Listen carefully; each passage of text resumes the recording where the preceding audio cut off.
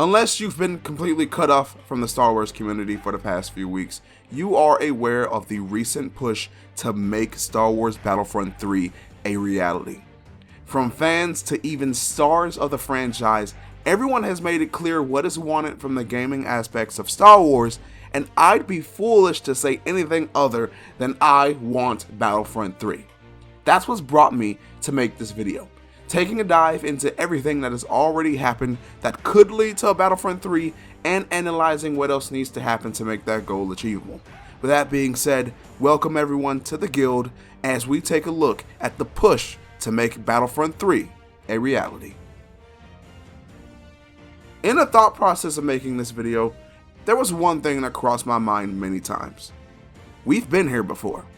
To those who have played the LucasArts Battlefront series, you may already know how that game came so close to having a third installment that even an almost fully complete version of it leaked out sometime later. Now that Battlefront 3 saw its fire fizzle out after the Disney acquisition of the Star Wars brand.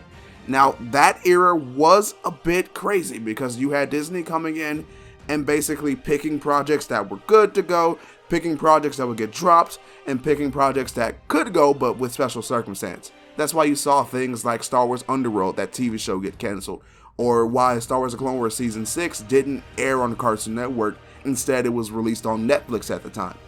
Now, back to that original Battlefront 3, it's seen the light of day through cracks, as I mentioned about the leak releasing, but also there have been some great modders who have rebuilt the game essentially on Battlefront 2 on PC, the original one that is, as a part of the Battlefront 3 Legacy project. Now while that's great, it's a bit of a bittersweet ending to that era of Battlefront. So let's shift our focus to this current era. Now way back in 2015 when EA first announced the return of Battlefront, imaginations across the community went wild with how this iteration could go. I mean, these were the same developers that worked on the Battlefield series, which were known for their over-the-top large-scale battles, so many vehicles, buildings literally tumbling down on top of you, and imagining that in a Star Wars sense was just mind-boggling. Now what we ended up with was still good in my book, but the first game was limited to the Galactic Civil War era, that being the time of the original trilogy for anybody who's new to those terms. And a lot of people felt that that first game severely lacked potential. Then enter Battlefront 2. The game boasted content from all eras of Star Wars. It was said to have larger maps, more heroes, more modes, and on the surface that's enticing. I can remember when the beta came out, being a clone trooper running around on Theed on Naboo in an HD setting. I just felt so nostalgic because that was one of my favorite maps from the original Battlefront 2. So having that feeling again was great.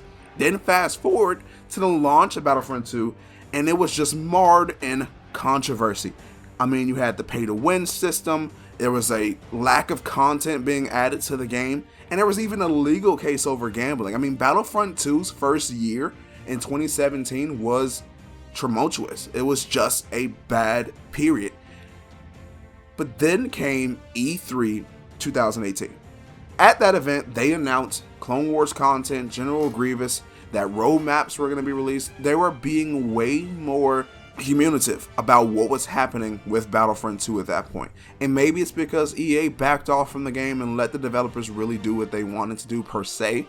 But the following year for Battlefront was a resurgence. The game was listed in the top played games again. People were returning. You had content coming at a steady pace. You had new maps, new game modes. Everything felt like it was going in the right direction for Battlefront 2 heading into 2019. But then came this announcement. EA DICE was working on their next Battlefield project, which would eventually become Battlefield 2042. And yeah, that went great. Regardless, when they did this, support was shelved for Battlefront 2. They basically said, we are going to focus only on Battlefield.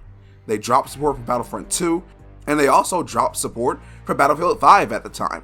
They said, in regards to Battlefront 2, that when Scarif released, which was that last update for the game, their vision for Battlefront 2 was complete. Now, we all have our opinions about that, but we move on. Since then, Other Star Wars games have popped up here and there. They have been mostly single player. You had the Jedi games, Fallen Order and Jedi Survivor. You've had Star Wars Outlaws, Lego Star Wars The Complete Saga. And you had a few other games that were multiplayer, like Star Wars Squadrons, which was fun but very niche. So there was a vacuum of a FPS shooter or a third-person shooter for Star Wars that desperately needed to be filled. Now, there have still been pushes to get a new Battlefront over the years, but this recent push is something different about it.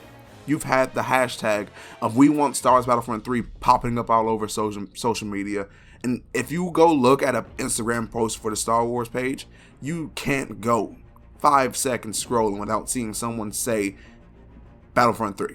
Bring back Battlefront 3. We want Battlefront 3. I mean, if you go on TikTok and on Reels, you are seeing posts about people returning to the game and they're going viral. You've had the actor Muhammad Ben Amour, who played Wilmer in Andor.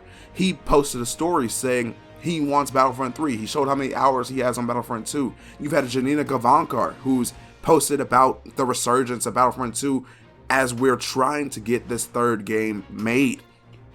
So Battlefront 2 is becoming a top play game. You had the Steam count jump to 10,000, 20,000 players. You had the recent Resurgence Day that the community planned, where hundreds and hundreds and hundreds of thousands of people got back. Well, that might be exaggerating that number, but still, a lot of people got back on the game that day, and the server spiked. The number of people playing the game spiked.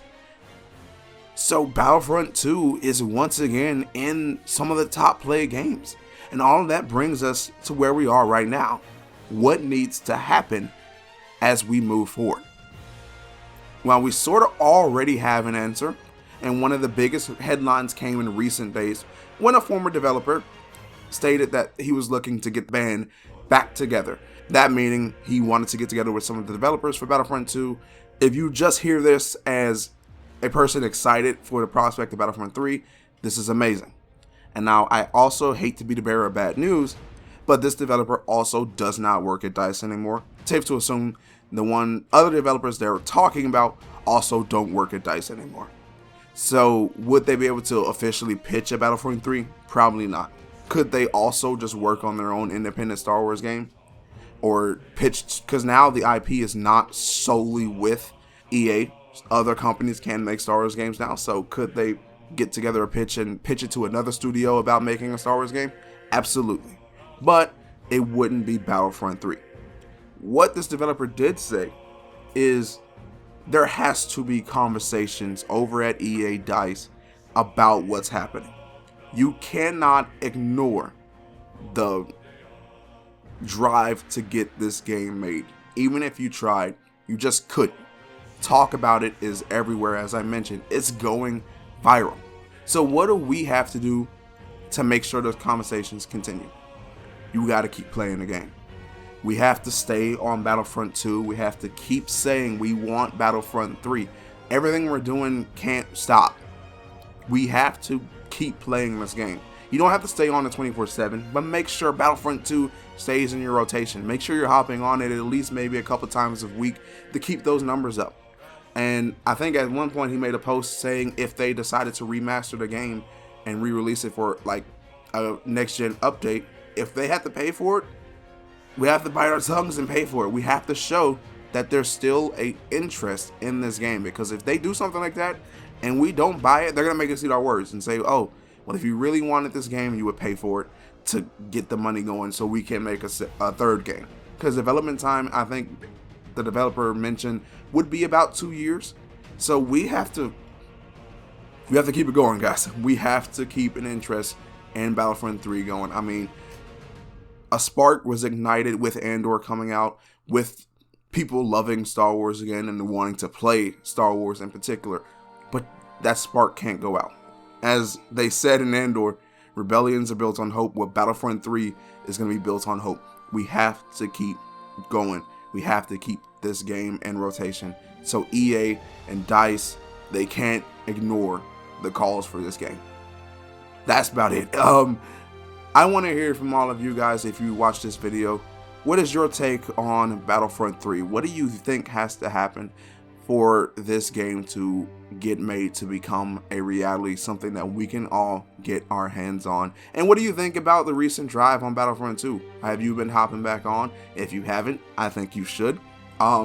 It's fun to see this game being played once again, and I'm really hopeful that we get to see a Battlefront 3 coming.